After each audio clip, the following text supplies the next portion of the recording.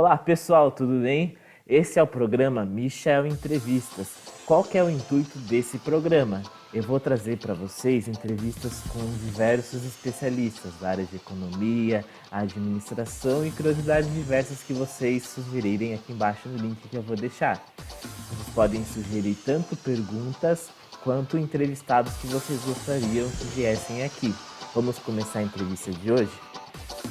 O professor Rogério Tadeu fez curso técnico profissionalizante pelo Instituto Federal de São Paulo, graduação em administração pela USP, graduação em formação especial pedagógica e educação profissional pelo Instituto Federal de São Paulo, especialização em gestão pública pela Universidade Católica Dom Bosco, mestrado em administração pela USP e doutorado em administração pela USP.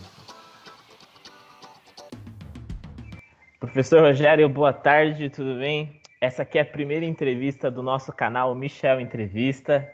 Tudo bem, professor? Como que tá as coisas? Boa tarde. Bom, a pandemia mudou muito a nossa rotina, né?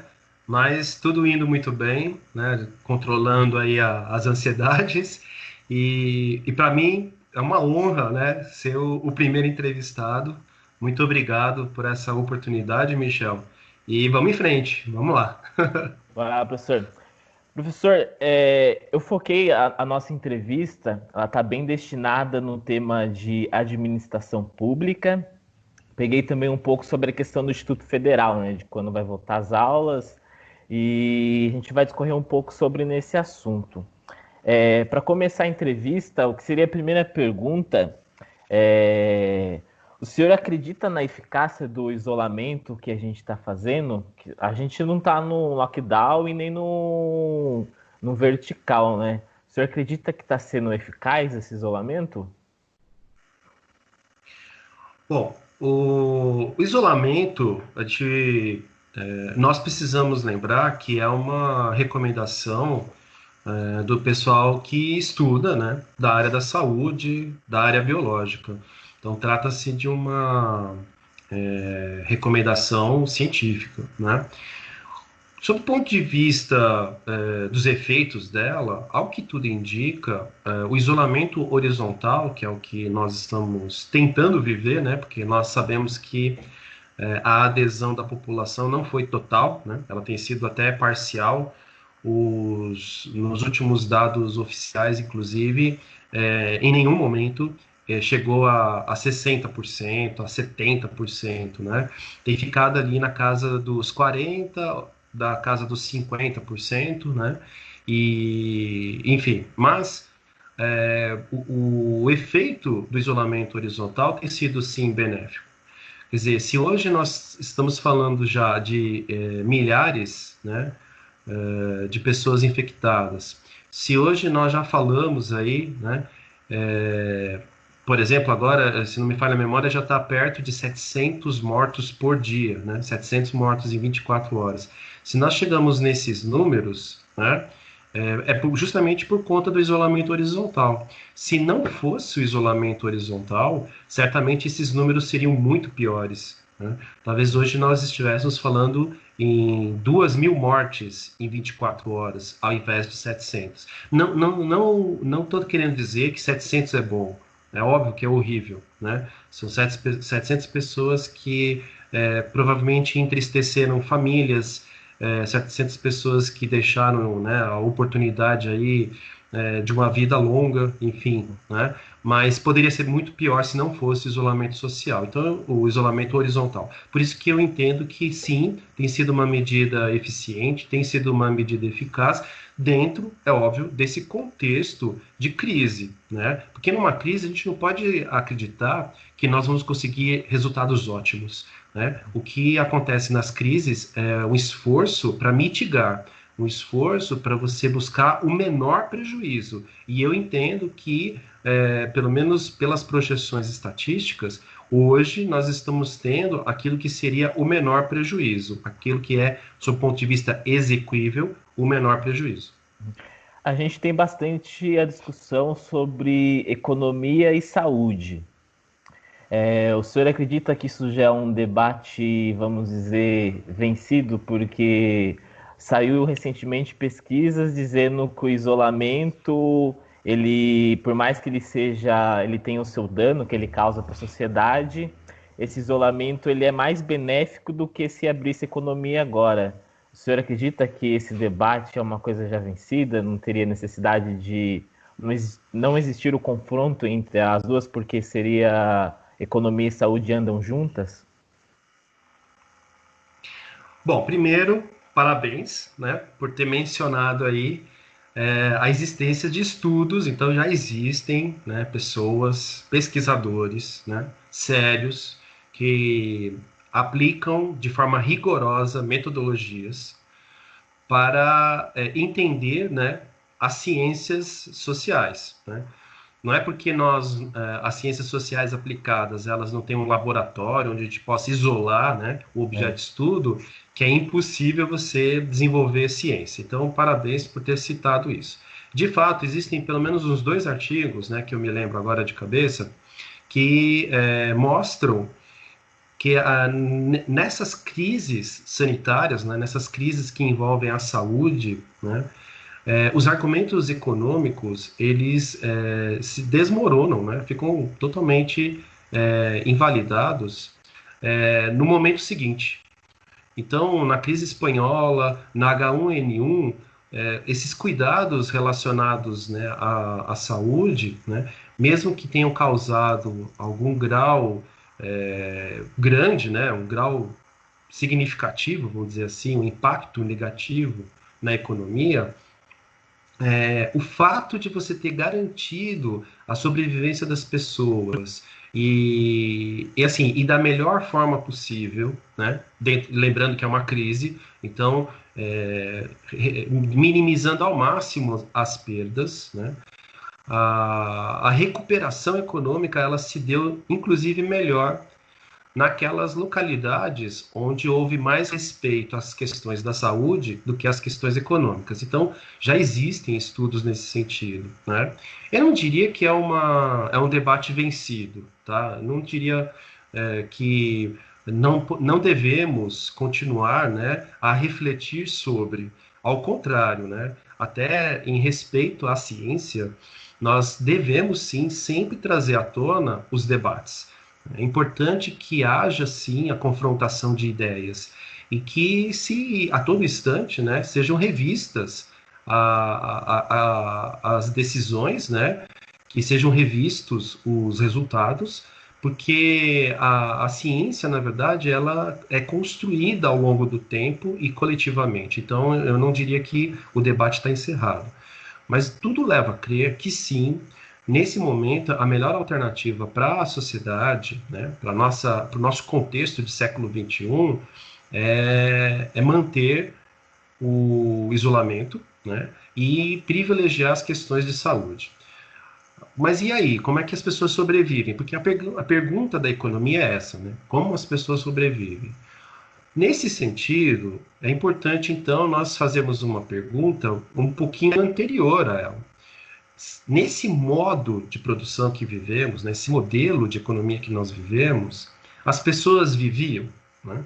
Quando nós olhamos para a realidade das pessoas antes da pandemia, quantas pessoas já tinham dificuldades para sobreviver? Quantas pessoas já ficam alijadas, marginalizadas nessa sociedade, né? Então, nesse sentido, se nós perguntarmos isso antes da pandemia, esse problema já existia. Então, não é um problema da pandemia, não é um problema dessa crise que nós estamos vivendo. Trata-se, na verdade, de um problema que já era existente e que agora ele se revela, né? Ele está exposto por conta justamente das dificuldades que a pandemia criou. O que nós temos que realmente rever em termos de economia é até que ponto vale a pena um modelo em que é tolerante com o acúmulo excessivo, o acúmulo abusivo de riqueza, né? Quando nós olhamos as estatísticas demográficas, e aí a gente está falando de demografia, não se trata de ideologia.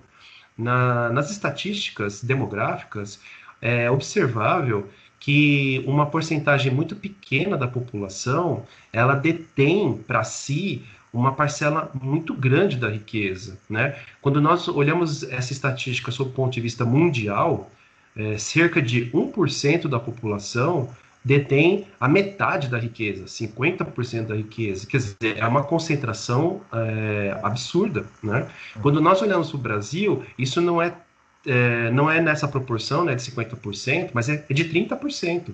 Quer dizer, 1% mais rico dos brasileiros, ele concentra 30% da riqueza brasileira. Ainda assim é muito grande. Então, o que nós precisamos rever é esse modelo. Se nós já vivêssemos um modelo econômico mais justo, com uma distribuição de renda mais justa, não estou falando em dividir igualmente a riqueza, estou falando em equidade, né? Em você criar condições de sobrevivência para todos. Se já fosse, né, promovida a justiça social, muito provavelmente hoje essa discussão, inclusive, ela seria fraca, né? Porque as pessoas teriam sim condições de sobreviver, né? Mesmo diante, talvez, aí do risco de um lockdown, por exemplo. Né? Professor, Agora, por que elas não vão conseguir? Oi, deixa eu emendar uma pergunta que acho que entra na claro. linha dessa observação que o senhor fez. O senhor acredita na possibilidade das pessoas saírem melhor dessa crise, melhor como pessoa? Eu acho que entra também nessa questão da desigualdade social que o senhor encaixou. Olha, bom, tá, eu vou terminar só o raciocínio. Então, nessa discussão, né, de saúde versus economia, hoje o mais sensato, o mais racional, até por conta dos estudos, é nós ficarmos ao lado da saúde, porque após a superação da crise, né, da pandemia, muito provavelmente nós estaremos em condições de recuperar a economia, tá? E outra coisa, a abertura econômica colocaria em risco a população. Então, imagine uma sociedade onde um número maior de pessoas morre. Imagine uma sociedade onde você tem mais pessoas, né, desassistidas. Certamente, após a superação dessa crise, num contexto onde prevaleceu, né, o discurso econômico em detrimento da saúde pública, você vai ter muito mais pessoas mortas, você vai ter muito mais prejuízo para a saúde pública, porque a saúde pública vai se exaurir, talvez em níveis muito mais críticos, né, do que se fizermos o contrário, né, prejudicarmos um pouco a economia em favor da saúde pública. Agora, colocando essa nova questão, né, e até aproveitando a linha de raciocínio que seguia, será que a população, depois disso tudo, ela fará essa reflexão sobre a desigualdade social, né? Sobre essa condição que eu considero abusiva, né? De uma parte muito pequena da população concentrar um pedaço enorme da riqueza, né? Olha, Michel, com sinceridade, não. Eu não tenho essa expectativa. E eu já vou explicar por quê, né? Quando nós observamos as manifestações das pessoas, quando nós lemos, né, a opinião, né, da imprensa, quando nós observamos, por exemplo, as manifestações nas redes sociais, nós observamos o quê? As pessoas não fazem esse questionamento, né? Então, por exemplo, agora, né, essa semana, está em pauta os projetos de lei que vão socorrer estados e municípios. Então, isso é um assunto que está, né, em praticamente toda a mídia, né? Você olha na internet, você olha nos jornais, você olha na televisão, é um assunto que está em evidência. Em nenhum momento alguém questionou por que a fonte de recursos públicos tem que ser o congelamento, né, dos salários dos servidores. Em nenhum momento isso foi questionado, ao contrário, é dado, né, como certo que é a única alternativa. Ninguém, por exemplo, pensou né, uma possibilidade de congelar o pagamento dos juros. Veja, dos juros. Não estou falando da amortização da dívida pública.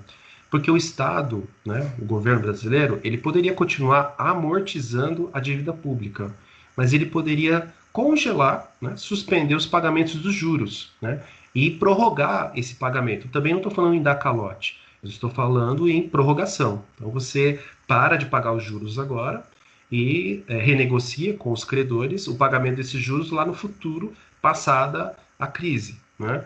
E poderia manter a amortização, uma parte então da dívida continuaria sendo paga. Só essa medida já proveria ao governo brasileiro uma fonte de recursos para o socorro aos estados e aos municípios equivalente ou até maior do que você congelar ou cortar salários, né? Então, note que em nenhum momento essa discussão veio à tona. As pessoas dão como certo que os servidores públicos são privilegiados e que essa é a única alternativa que o governo tem, quando não é verdade. Então, veja, se nesse momento de reflexão as pessoas não se manifestam de uma forma diferente àquela que era percebida, né, na opinião pública antes da crise, eu não acredito que isso vai acontecer depois da crise.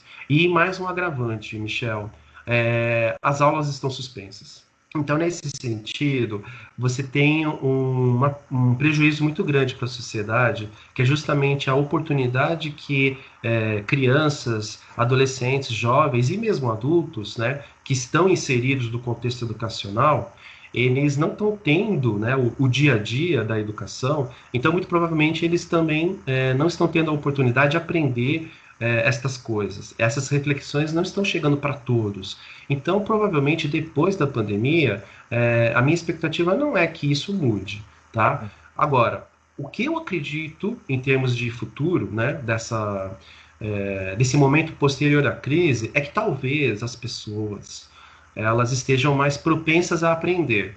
E talvez, né, numa iniciativa da educação, né, então as instituições de ensino, os professores, os cientistas, enfim, se houver um bom planejamento para isso, talvez nós possamos aproveitar, né, essa predisposição da população para aprender, e aí sim ter como expectativa um futuro melhor, né? Inclusive até com a possibilidade de revisão desse modelo econômico e desses problemas de desigualdade social. Mas essa possibilidade ela só vai existir se o setor educacional ele aproveitar essa predisposição, que isso sim eu acredito que após a crise as pessoas estarão dispostas a aprender em virtude justamente das perdas, tá? Porque as perdas vão ser grandes, tanto do ponto de vista das mortes, né? Algumas pessoas, infelizmente, vão perder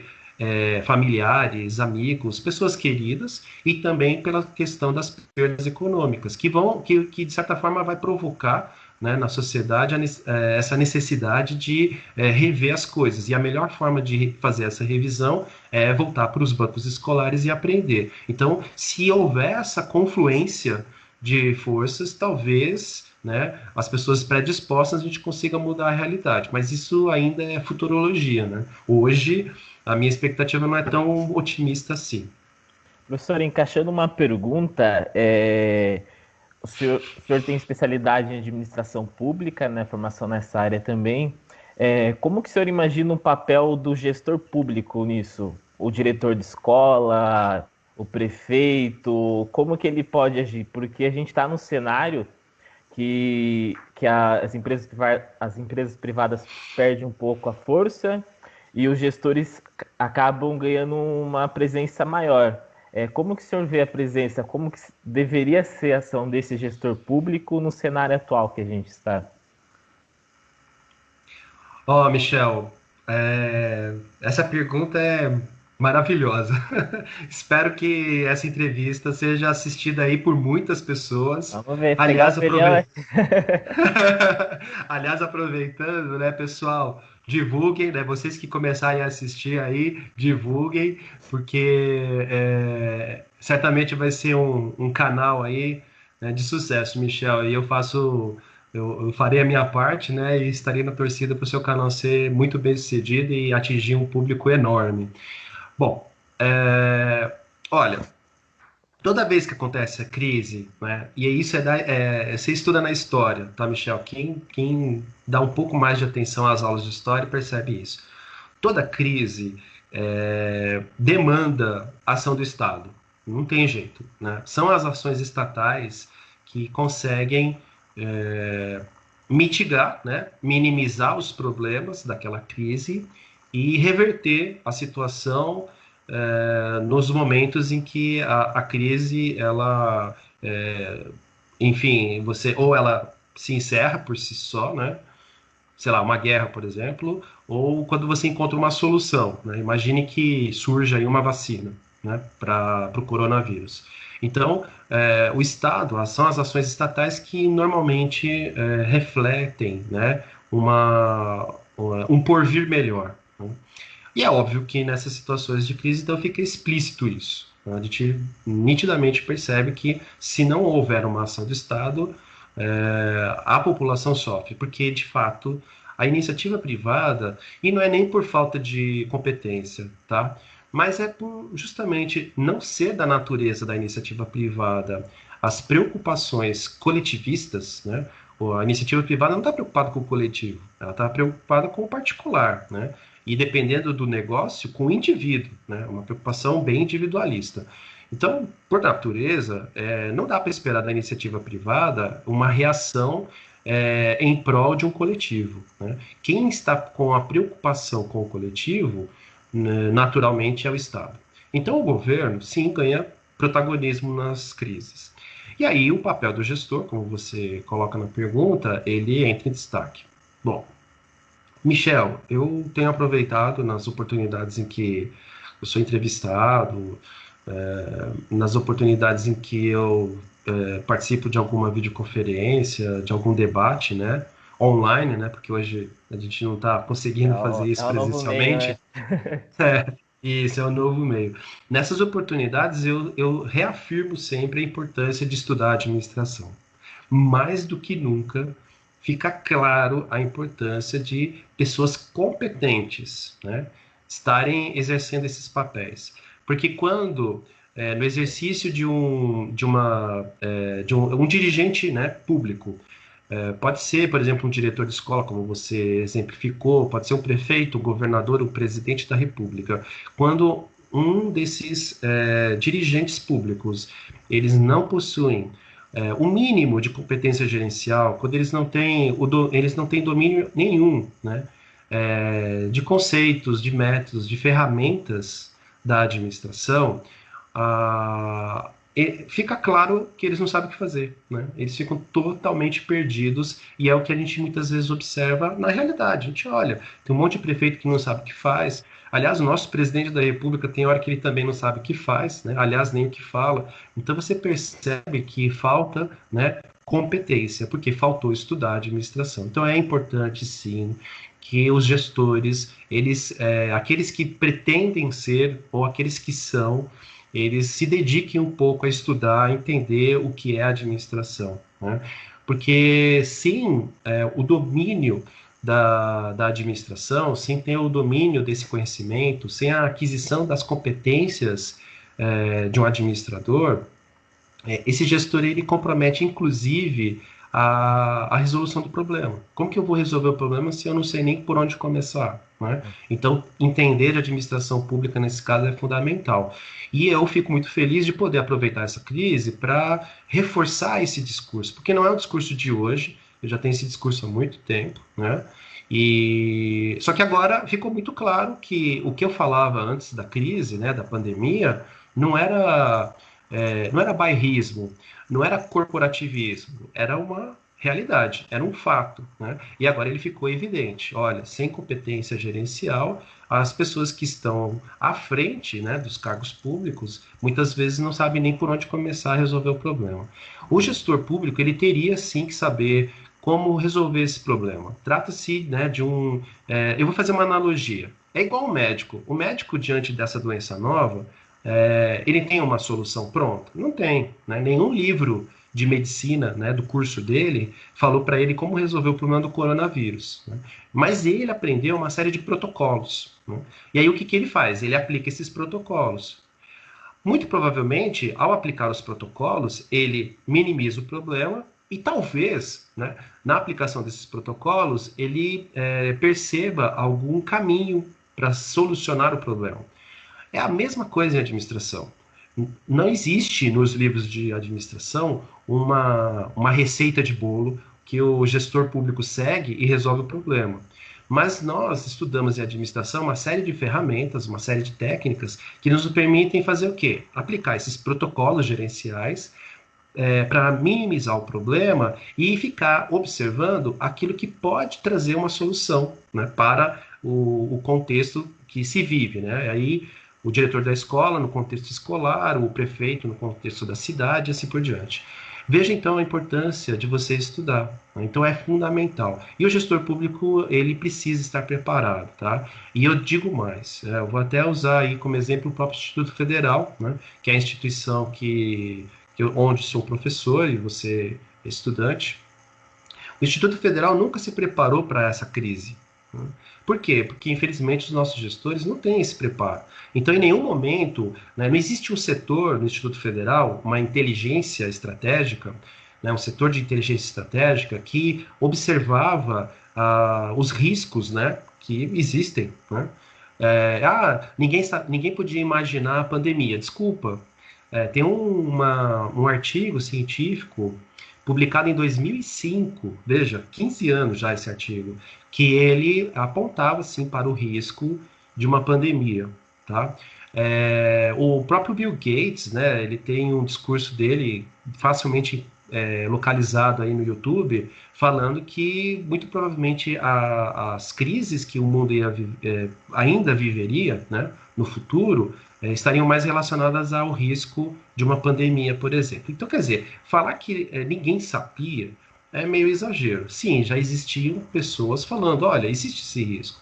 Agora, o que a inteligência estratégica poderia ter, se ela existisse, né, no IFE, ela poderia ter antecipado. Ela poderia ter antecipado infraestrutura, ela poderia ter antecipado capacitação para os professores. E, em acontecendo a crise, não que tudo estaria pronto, resolvido, lindo e maravilhoso, mas nós teríamos um poder de reação melhor do que a gente está tendo hoje, né? Hoje a gente não tem infraestrutura, muitos professores não têm capacitação para alternativas, né, pedagógicas, então nota-se que a ausência de um gestor público competente compromete inclusive a solução, né? Você vai demorar mais para resolver o problema.